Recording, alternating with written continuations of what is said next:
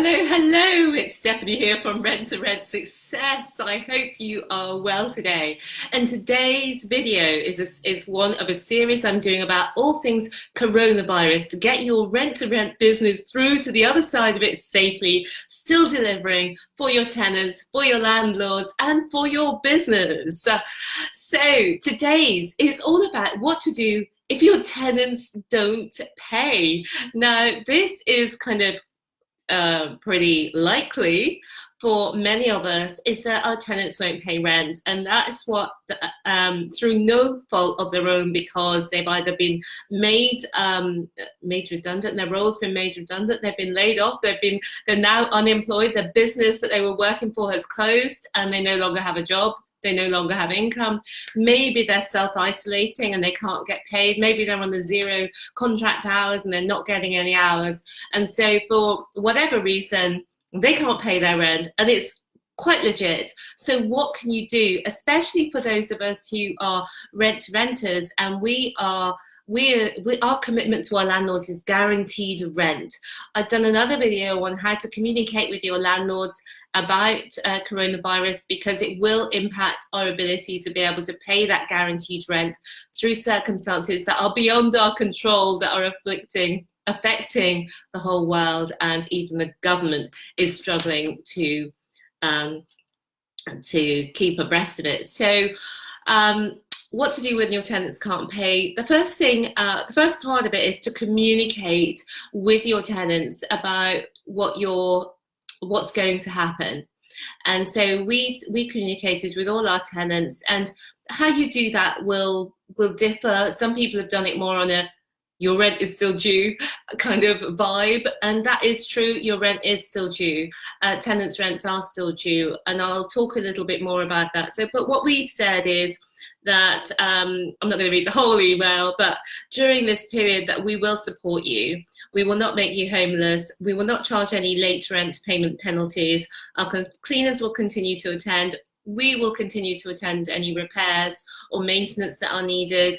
And we're here to talk if you've got any concerns. So that was the message that we sent to our tenants, but we also asked them to let us know if they're experiencing difficulty paying their rent, to pay their rent as normal if they can.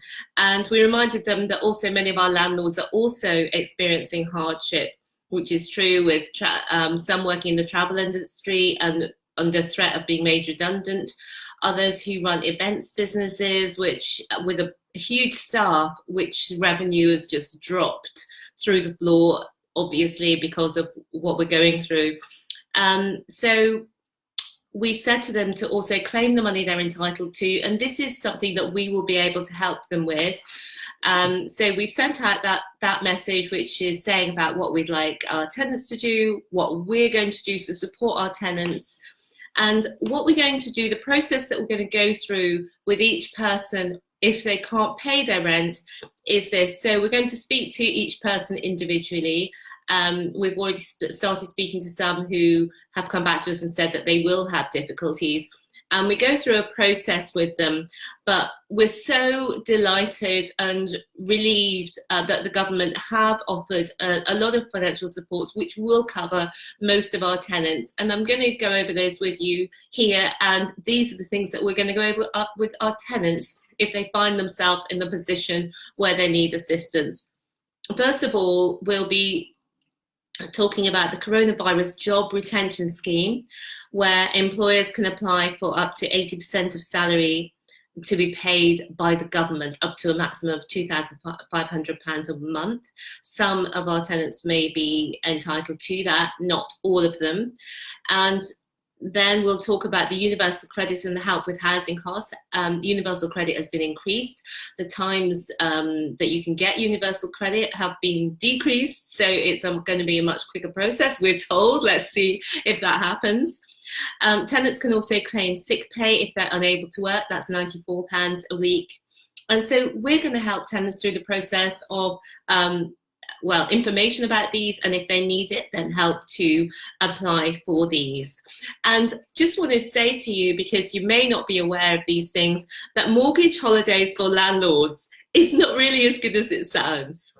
So it's, well, it may be a holiday in terms of it's some time off, but it's like, remember when you used to have a job and you'd go on holiday and come back to more work when you came back. It's a bit like that.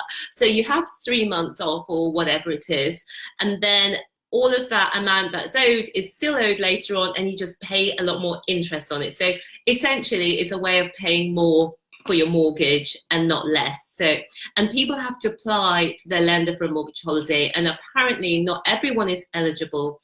And also there are some concerns that some lenders would put it onto your credit record. If you applied for a mortgage holiday, they would put it onto your credit records as 3 late payments. Now, the government has said that this is not going to be the case, but I really do strongly advise you to check with your lender before going into a payment holiday about the longer term ramifications, because you may not, it may affect your credit record and your borrowing ability in the future. So the other, yeah, so that's it. So we've talked about what to do if your tenants can't pay. We talked about communicating with your tenants up front and what we've done and what we've said to tenants.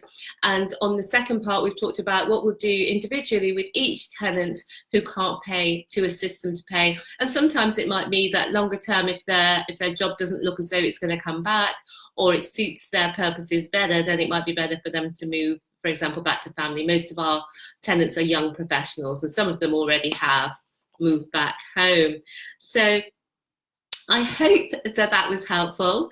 And if you want to see more about what we're doing inside our business, for example, we'll know on the 1st of the month how many of our tenants will pay. We'll be talking about our personal experiences within our business in our Rent to Rent Success Secrets Facebook group. There's a link near this video, so do join us over there. We would love to see you and have a chat with you. We'll be going live every Wednesday for the next few weeks in that group. Subscribe to us on the Rent to Rent YouTube channel. We've got lots more videos like this, excuse me, and obviously give this video a like. Okay, I will see you guys soon. Bye for now.